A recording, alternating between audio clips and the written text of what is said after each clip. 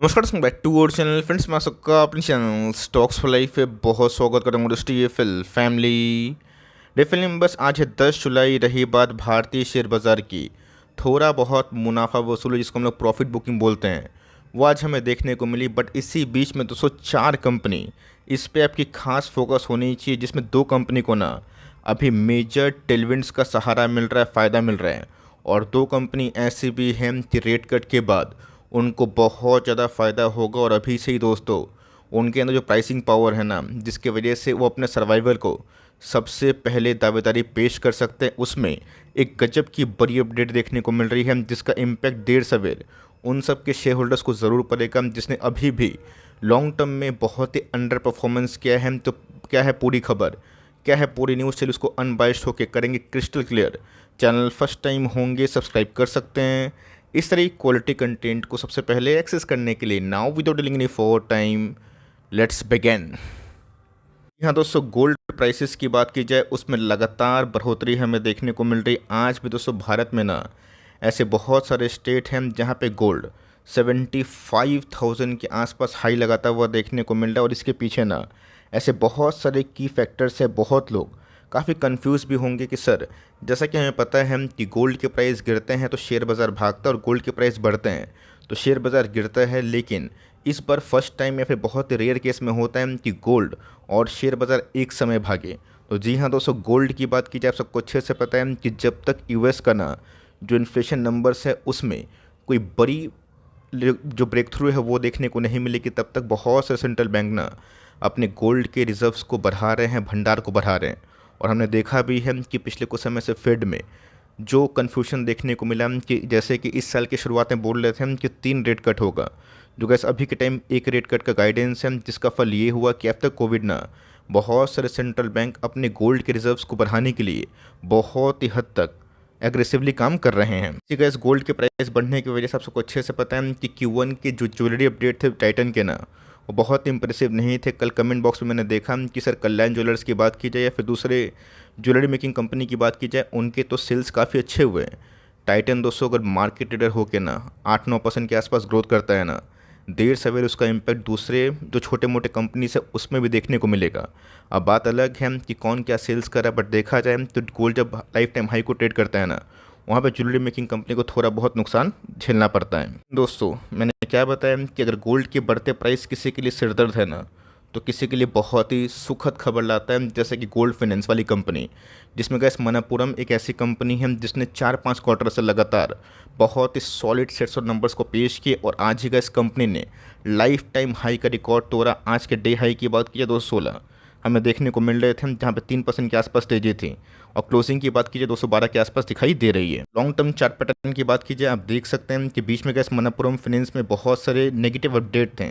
उसके बावजूद भी गैस अपने बॉटम से कंपनी 2-2.5 गुना हो चुकी है। और इधर पे अगर कंपनी का इस पुराना जो हाई है उसको तोड़ के नया हाई लगाती है ना, इस पे गैस ट्रेंड चेंज हो जाएगा। और इधर पे गैस एक बहुत ही इंपॉर्टेंट फैक्टर और कैच है कि कंपनी के वैल्यूएशन, जो लॉन्ग टर्म इन्वेस्टमेंट जानते हैं उनको अच्छे से पता है कि वैल्यूएशन अगर आप सही टाइम में खरीदते हैं और ऑफकोर्स लॉन्ग टर्म तक बने रहते हैं, आपको जोरदार फायदा मिलता है। बात की जाए मनप्पुरम फाइनेंस की, तो ऑफकोर्स थोड़ा बहुत अप्स एंड डाउन ज़्यादा होता है। गोल्ड फाइनेंस की लेंडिंग वाली कंपनी में मुथूट का भी नाम बहुत ही पॉपुलर है। बट मनप्पुरम की बात की जाए, इनकी वैल्यूएशन ना बहुत ही की ट्रिगर पॉइंट करते हैं, जहाँ पे गैस अभी के टाइम में एफ को होल्डिंग 30% से ऊपर इस कंपनी में हो चुकी है। देखा गया तो 17,000 करोड़ के आसपास की मार्केट कैप है, मतलब एक मिड कैप को बिलोंग करती है कंपनी। 8 के प्राइस टू अर्निंग के संग दोस्तों कंपनी की ROE 20%, मतलब कंपनी ट्रू सेंस में अभी बहुत ही अंडर वैल्यूड कैटेगरी मानी जा सकती है। चीज़ ध्यान रखिएगा दोस्तों, सिंस इंसेप्शन से जब से कैसी कंपनी ट्रेड हो रही है ना, इनके मीडियन पी की बात की जाए 12 के आसपास है। अभी की बात की जाए 8 के पी के मल्टीपल पे चल रहा है। मतलब दोस्तों, अगर वैल्यूएशन पॉइंट ऑफ व्यू से जज किया जाए तो कंपनी में अभी भी आने वाले 6 महीना, साल भर, 1.5 साल में ना मिनिमम 50% के आसपास फंडामेंटल पॉइंट ऑफ व्यू से इसमें बढ़त की संभावना जताई जा सकती है। अब गारंटी तो गैस मैंने क्या बताया कि होता नहीं है, क्या पता आने वाले कुछ क्वार्टर्स के नंबर्स डिसअपॉइंटिंग हो जाए, स्टॉक को डाउनग्रेड कर दिया जाए, और क्या पता कि आने वाले कल के नंबर्स काफ़ी अच्छे हो जाएं, स्टॉक को रीरेटिंग करके अपग्रेड कर दिया जाए। सारा चीज़ गैस इफ़ एंड बट वाली कहानी है, बट जो करंट वैल्यूएशन की बात की जाए वो बहुत ही सस्ते हैं, और जिस हिसाब से गैस इनके मीन पी है ना, कंपनी उससे तो बहुत ही सस्ते वे में ट्रेड कर रही है। यहाँ पे दोस्तों मैं दिखाना चाहूँगा कि कैसे कंपनी पिछले 3-4 क्वार्टर से ना लगातार अपने सॉलिड बेस फॉर्मेशन के संग, गुड फाइनेंशियल मार्जिन के संग, कंपनी की नेट प्रॉफिट की बात की जाए उसमें गजब का स्पाइकअप दिखाई है, और यही कारण है कि कंपनी में पिछले कुछ समय से एक तरफा पैसे बनते हुए दिखाई दिए हैं। बात प्रमोटर होल्डिंग की, तो 35% के आसपास प्रमोटर की होल्डिंग मार्च क्वार्टर तक दिखाई दे रही है।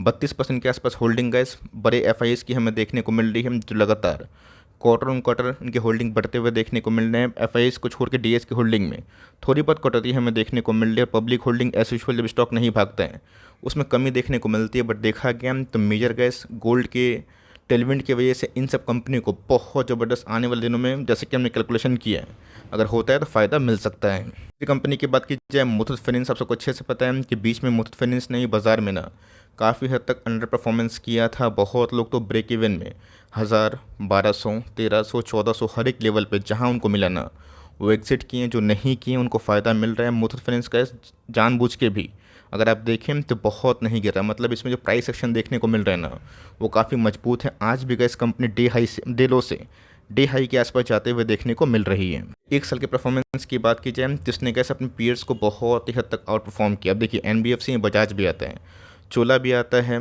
एमएनएम फाइनेंस भी आता है, लेकिन दोस्तों मुथूट की बिज़नेस की बात की जाए ये गोल्ड में ज़्यादा एग्रेसिव है। आप सबको अच्छे से पता है कि बेलस्टर माइक्रो फाइनेंस की बात की जाए इसकी भी न्यूज़ हमें देखने को मिल रही है, और साथ ही साथ कंपनी में जो टेलविंड्स चल रहा है इनको इस लॉन्ग टर्म तक ना काफ़ी फ़ायदा मिल सकता है। इसके प्रोफाइल की बात की जाए आप देख सकते हैं कि 200%, और 5 ईयर्स में कैसे मैंने क्या बताया कि कोई लीनियर वे में पैसे नहीं बनेंगे।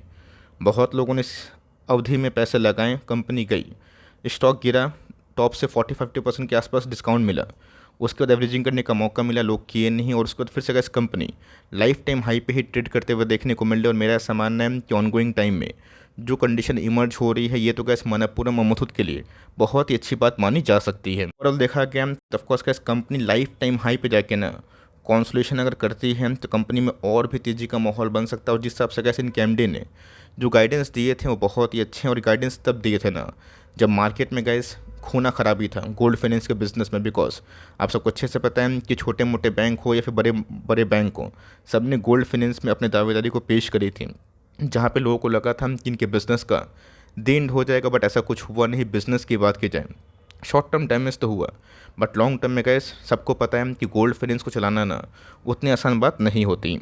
कंपनी की बात की जाए मनप्पुरम से काफ़ी बड़ी कंपनी है, 73,000 करोड़ के आसपास की मार्केट कैप है। एक चीज़ गैस हमें बहुत ही अच्छा लगता है कि कंपनी की वैल्यूएशन जो 18 के पे में ट्रेड कर रहे हैं। कंपनी के आरओई की बात की जाए 18% के आसपास, और कंपनी के आरओसी की बात की जाए जो कि एक फाइनेंस वाली कंपनी है जिनके 13% के आरओसी को भी हम लोग को आपको सम्मान देना चाहिए। इस हिसाब से गैस कंपनी में बीच में काफ़ी पैनिक हुआ था। कंपनी के सेल्स अगर आप देखें तो मार्च 22 से मार्च 23 में कट होते हुए देखने को मिले थे, और इसका इम्पैक्ट इनके शेयर में ना हूबहू देखने को मिला था, बलखूबी देखने को मिला था। बट जैसे गैस कंपनी के टॉप लाइन फिर से थोड़े से बाउंस बैक हुए, और कंपनी ने फिर से जब लाइफ टाइम हाई के प्रॉफिट को हिट किया ना तभी जाके उनके शेयर प्राइस में तेज़ी देखने को मिली। तो ऐसे बहुत निवेशक हैं जो काफ़ी परेशान होते हैं कि मेरा शेयर अंडर परफॉर्म कर रहा है, परफॉर्म नहीं कर पा रहा है, कब तक इसको होल्ड करें। जब तक ऐसे उनके अर्निंग्स में कोई मेजर अपडेट नहीं आती है ना तब तक होल्ड करने की आवश्यकता होती है। बेस्ट एग्जाम्पल मनप्पुरम मुथूट, ऐसा नहीं गिरावट नहीं हुई थी, टॉप से आधा हुआ था, बट कंपनी अच्छी होती है, नंबर सही होते हैं तो कंपनी बाउंस बैक ज़रूर होता है। ठीक है संग दोस्तों, बात की जाए पेंट कंपनीज़ की, आप सबको अच्छे से पता है एबी की बात की जाए एशियन और बर्जर एक ऐसी कंपनी है पेंट सेक्टर में जिनके पास उसको प्राइसिंग पावर है। मैंने आपको हमेशा बताया कि कभी कभी कोई कंपनी अगर अंडर परफॉर्मेंस करती है तो टाइम साइकिल को फॉलो करती है, और जब वो बुल फेस में जाती है तो लॉन्ग टर्म पैसे बनाती है। पिछले 3 सालों से गैस बर्जर पेंट एशियन पेंट ने निवेशक को उतना बड़ा पैसा बना के नहीं दिया, बिकॉज क्रूड बीच में $120 के आसपास गया था और रेट हाइक शुरू ही हुआ था। अब तो गैस रेट कट की बात हो रही है, और ऑनगोइंग दोस्तों क्रूड के प्राइस को देखते हुए आप देख सकते हैं कि बहुत सारी बड़ी कंपनीज में एशियन पेंट और बर्जर पेंट ने फाइनली गैस अपना जो ब्रह्मास्त्र है हाइकिंग प्राइस ना वो स्टार्ट कर दिया है। देख सकते हैं कि 0.7% से लेकर 1% के आसपास इनके पोर्टफोलियो में बहुत सारे पेंट वाले जो प्रोडक्ट्स हैं उनके प्राइसेस में इजाफा देखने को मिल सकता है,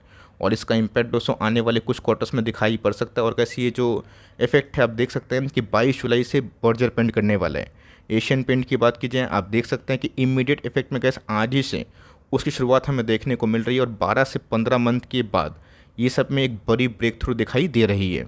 तो इसी वजह से अगर आप देखें तो एशियन पेंट में 3% के आसपास तेजी का माहौल था और फाइनली गैस कंपनी फिर से 3000 के आसपास ट्रेड कर रही है। एक साल की बात की जाए, लोग बोलेंगे कि सर पैसे नहीं बने, 10% डाउन था, बट मैंने क्या बताया कि आपके पास मैंने सिनेरियो रखा क्यों कंपनी अंडर परफॉर्मेंस कर रही थी और क्या रीज़न है। लेकिन दोस्तों अब क्यों कंपनी आने वाले कल में एक टेलविंड्स को फॉलो कर सकती है, इसमें कितनी सच्चाई है, चलिए उसको कवर करना ज़रूरी है।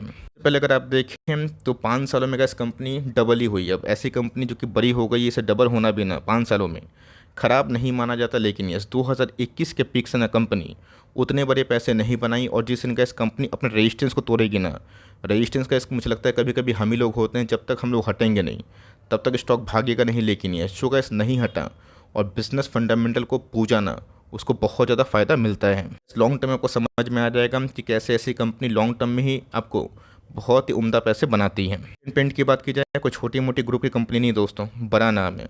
रही बात साइज़ की तो गैस 80 साल पुरानी कंपनी है, 3 लाख करोड़ के आसपास की मार्केट कैप है। और दोस्तों कंपनी के वैल्यूएशन की बात की जाए, 52 का पी बहुत सस्ता है। तो गैस कंपनी का 10 साल मीडियन पी से कंपनी सस्ते में ट्रेड कर रही है और कंपनी के ROE काफ़ी स्ट्रांग है। ये देखिएगा दोस्तों, मीडियन पी अगर आप 10 साल का निकालें ना, आपको समझ में आ जाएगा कि कैसे कंपनी लास्ट 10 ईयर से 60 के पी में ट्रेड की, जो कि अभी के टाइम हमें 50-52 के पी में मिल रही है। ये दोस्तों 2021 के टॉप से कंपनी उतना अच्छा पैसा नहीं बनाई, लेकिन आप एक चीज़ नोटिस करिए, कंपनी के सेल्स लगातार इस दौरान बढ़े हैं। जैसा कि इसके हमने इवनो मिंडा में विटनेस किया था और उसके बाद क्या हुआ कि बहुत ही अच्छा सर्ज देखने को मिला। कंपनी के पैट के फिगर भी लगातार बढ़ते हुए देखने को मिल रहे हैं, जिस बात का संकेत है कि कंपनी भले ही ग्राउंड में अपने शेयर होल्डर्स को बहुत रिवॉर्ड नहीं दे रही, बट कंपनी के फंडामेंटल्स में बहुत ही अच्छा इंप्रूवमेंट आया है। दोस्तों अगर आप देखें तो बर्जर पेंट भी एक बहुत ही अच्छी कहानी है, जहाँ पे आप चाहें तो इनके वैल्यूएशन को एनालिसिस कर सकते हैं। रही बात प्राइस एक्शन की, तो आज हमें 2-2.5% के आसपास तेजी का माहौल दिखाई दिया है। इसकी बात की जाए, बहुत परेशान किया, बट मेरा ऐसा मानना है कि अगर आपने इतना दिन होल्ड नहीं किया और पेंट कंपनी बने रहना, आने वाले कुछ समय और सही। रही बात 5 साल की, तो कंपनी का इस मात्र डबल हुई है। कि लॉन्ग टर्म रिटर्न्स की बात की जाए, बहुत ही शानदार है। तो मेरा ऐसा मानना है कि आप चाहें तो बर्जर पेंट का खुद से एनालिसिस देख सकते हैं, जैसे कि हमने एशियन पेंट को किया।